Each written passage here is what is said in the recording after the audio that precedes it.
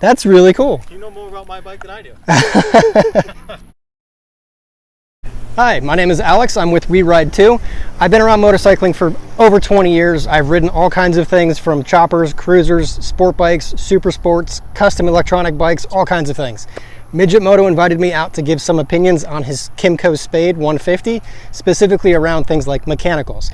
Is it built right? Is it something that is a clone or a knockoff of something else?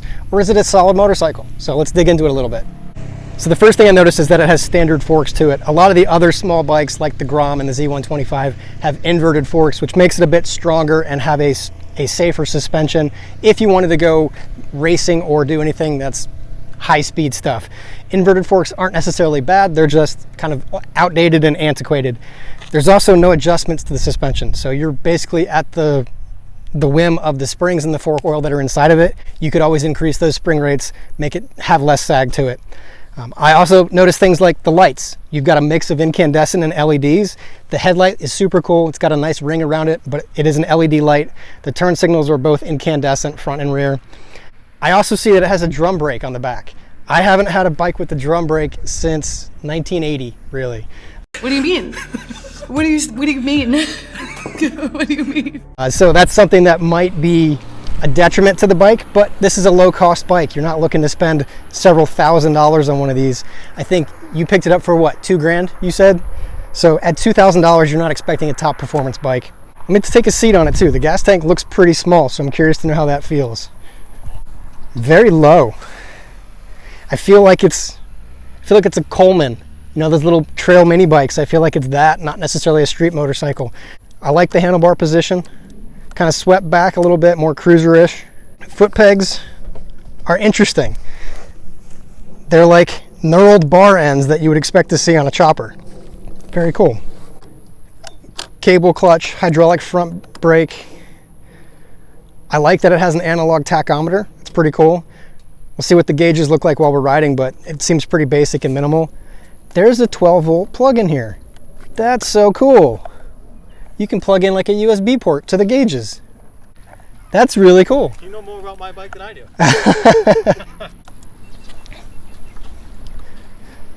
Suspension feels normal.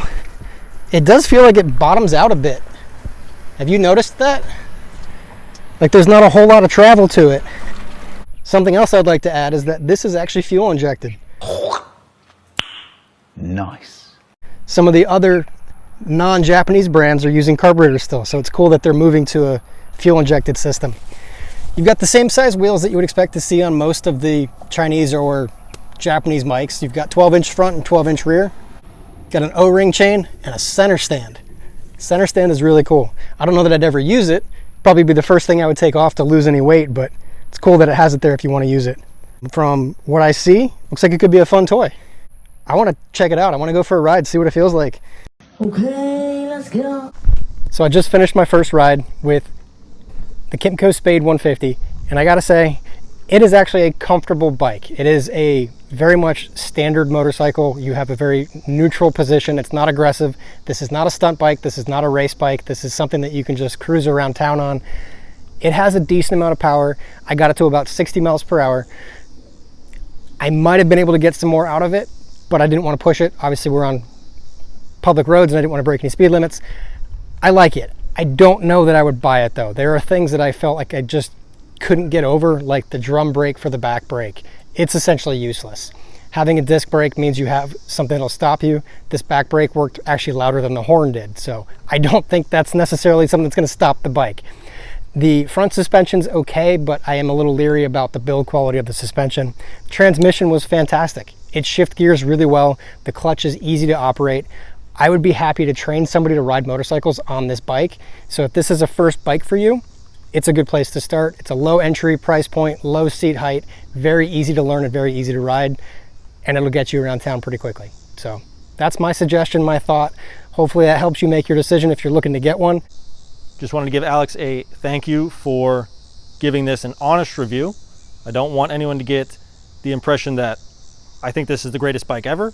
I want people to get the impression that I'm giving this its due, the good things and the bad things. So he knows a lot more technically about motorcycles, and I'm glad he got to see this, he got to ride it, And if you want to see me review his bike, check out this video here. And if you want to see more about the Kymco Spade, check out this video here. Rapping when they all want me to sing on. They all want an album, so I gave them 20 singles. Yeah, I'm trying to get a hit, that's why I swing.